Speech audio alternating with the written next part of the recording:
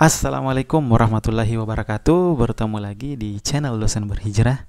Nah, pada video kali ini kita akan membahas tentang Peraturan Menteri Pendayagunaan Aparatur Negara dan Reformasi Birokrasi Republik Indonesia Nomor 27 Tahun 2021 tentang pengadaan pegawai negeri sipil. Nah, sebelumnya saya doakan semoga semua teman-teman yang menonton video ini diberikan kelancaran dan kemudahan hingga menjadi ASN tahun ini. Amin, amin ya rabbal alamin. Nah, adapun untuk bahasan kita pada video kali ini, kita akan membahas tentang isi atau inti dari Permenpan RB ini. Kemudian kita lihat apa-apa saja, kompetensi apa yang dibutuhkan terkhusus untuk pelaksanaan SKD yang sebentar lagi tentunya akan dilangsungkan. Kemudian kita lihat juga perbandingan antara Permenpan RB yang menjadi dasar pada formasi CPNS sebelumnya, yaitu tahun 2019. Kita lihat apa bedanya dengan Permenpan RB untuk nomor 27 tahun 2021 ini. Jadi diharapkan dari isi Permenpan RB ini teman-teman bisa lebih fokus dan terarah dalam mempelajari apa-apa saja materi yang perlu teman-teman kuasai. Nah, adapun untuk teman-teman yang belum mendapatkan file ini, silahkan menuliskan email di kolom komentar. Jika teman-teman ingin filenya, nanti kami akan mengirimkan ke email teman-teman. Oke, baik, langsung saja. Untuk intinya, ini kan kalau pengantar mulai dari menimbang, kemudian mengingat, dan seterusnya, itu sama saja ya. Saya kira itu kurang lebih sama dengan awal dari surat edaran ataupun Permenpan RB sebelumnya. Nah, langsung saja kita lihat intinya. Intinya itu kita lihat pada pelaksanaan SKD. Nah, pelaksanaan SKD itu ada di pasal 35. Kita lihat langsung di pasal 35. Nah, teman-teman bisa lihat di sini untuk SKD, pelaksanaan SKD untuk CPNS tahun 2021, teman-teman bisa lihat ya.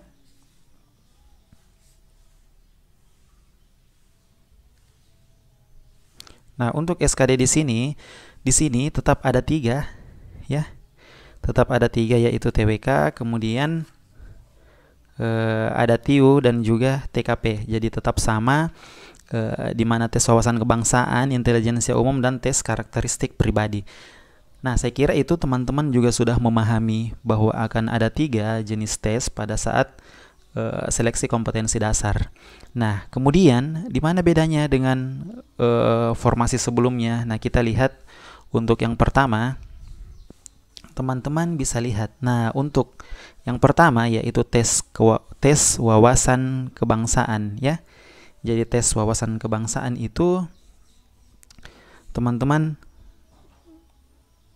bisa melihat bahwa tes wawasan kebangsaan atau TWK, Nah, di sini ya, tes wawasan kebangsaan atau TWK itu terdiri dari nasionalisme, kemudian integritas. Selanjutnya setelah itu ada lagi bela negara dan pilar negara. Nah, jadi hanya 4 ya. Yang pertama nasionalisme ya. Ada nasionalisme, kemudian integritas, kemudian bela negara, dan pilar negara. Nah, ada 4 di sini ternyata.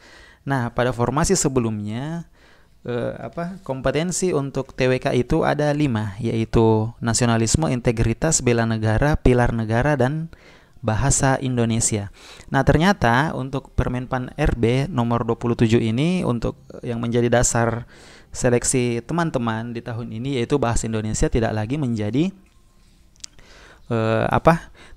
menjadi kompetensi atau penguasaan pengetahuan dan kemampuan yang harus teman-teman kuasai. Nah, tetapi hilangnya bahasa Indonesia ini bukan berarti atau tidak menjamin soal bahasa Indonesia itu dihilangkan. Bisa saja bahasa Indonesia itu dilebur ke dalam salah satu kompetensi ini, baik itu nasionalisme, integritas, bela negara, ataupun pilar negara. Itu belum ini ya, belum spesifik dijelaskan pada Permenpan RB ini. Ya, itu kalau untuk tes wawasan kebangsaan. Nah, kemudian kita bahas dulu satu-satu. Nah, untuk nasionalisme, teman-teman bisa melihat bahwa tujuannya adalah mewujudkan kepentingan nasional melalui cita-cita dan tujuan yang sama dengan tetap mempertahankan identitas nasional. Nah, kemudian pertanyaannya, apa-apa saja yang masuk di nasionalisme? Ya. Ya, jadi kalau untuk di nasionalisme itu apa-apa saja. Nah, salah satu kompetensi yang masuk di nasionalisme adalah diantaranya teori negara. Ya, teori negara. Kemudian apalagi selain teori negara, di nasionalisme juga pada formasi sebelumnya itu membahas tentang identitas Indonesia. Ya, identitas Indonesia. Kemudian selanjutnya apa lagi? Nah, di nasionalisme juga dibahas tentang sistem pemerintahan. Sistem pemerintahan ya. Adapun untuk sistem pemerintahannya ya tentu terdiri dari pusat dan daerah. Itu kalau untuk nasionalisme ya, teman-teman. Nah, sedangkan untuk integritas itu salah satunya membahas tentang lembaga negara. Lembaga negara. Nah, apa-apa saja itu lembaga negara? Nah, contohnya MA, kemudian apalagi MK, kemudian apalagi kejaksaan misalnya, kejaksaan, atau apalagi KPK, KPU, jadi semua lembaga negara ya. Kemudian apalagi yang dibahas selain di lembaga negara? Nah, integritas juga membahas tentang hukum di Indonesia. Hukum Indonesia. Nah, selain itu integritas juga membahas tentang etika publik ya. Etika publik dan sosial. Oke, jadi dua ya. Untuk nasionalisme membahas teori negara, identitas Indonesia, dan sistem pemerintahan.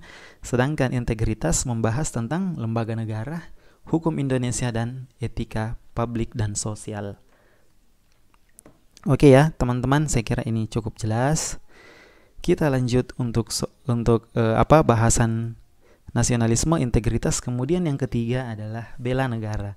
Nah, teman-teman bisa melihat di sini bela negara tujuannya adalah mampu berperan aktif dalam mempertahankan eksistensi bangsa dan negara. Ya, jadi peran aktif dalam mempertahankan eksistensi bangsa dan negara. Kemudian apa-apa saja isi dari bela negara? Nah, di bela negara itulah yang dibahas tentang sejarah kemerdekaan. Sejarah kemerdekaan Indonesia, ya. Itu di bela negara. Kemudian selain sejarah apalagi? Nah, dibahas juga tentang pertahanan keamanan. Oke ya. Itu dua garis besar untuk kompetensi bela negara.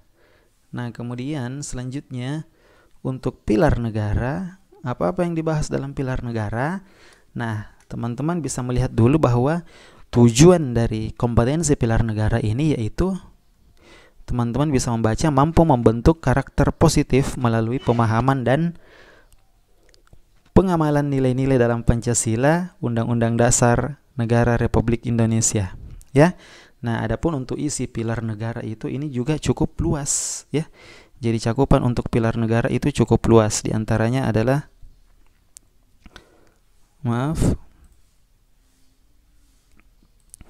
di antaranya adalah sejarah Pancasila.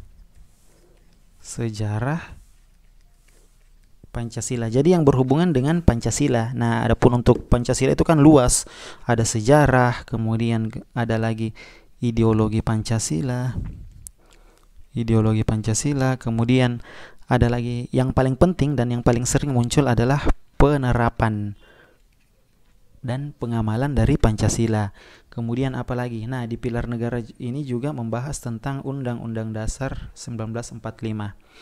Nah, adapun untuk bagian dari Undang-Undang Dasar ini yang paling sering muncul adalah misalnya pasal berapa yang diamandemen, kemudian isi dari masing-masing alinea pada pembukaan Undang-Undang Dasar. Jadi yang berhubungan dengan undang-undang. Nah, selanjutnya setelah undang-undang ada juga materi tentang Bhinneka Tunggal Ika. Ini juga sering muncul ya. Dan ini merupakan bagian dari pilar negara. Oke, bisa ya. Jadi untuk review, yang pertama,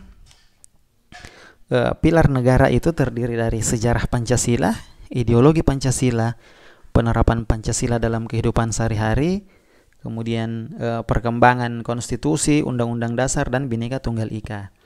Sedangkan kalau bela negara terdiri dari sejarah kemerdekaan Indonesia dan pertahanan keamanan Indonesia, ya. Kemudian untuk yang di atas tadi yaitu integritas, itu membahas tentang lembaga negara, misalnya MA, MK, KY, dan seterusnya. Kemudian membahas tentang hukum di Indonesia dan etika publik dan sosial. Sedangkan untuk poin yang pertama, nasionalisme, itu membahas tentang teori negara, identitas Indonesia, dan sistem pemerintahan pusat dan daerah. Nah, sederhananya untuk Permenpan RB tahun nomor 27 tahun 2021 ini dibuat lebih sederhana dari formasi sebelumnya, yaitu dengan tidak adanya atau mungkin dileburkannya kompetensi bahasa Indonesia ke dalam kompetensi yang lain, yang dari 5 kompetensi menjadi 4 kompetensi saja, ya. Oke, teman-teman, saya kira jelas ya untuk TWK.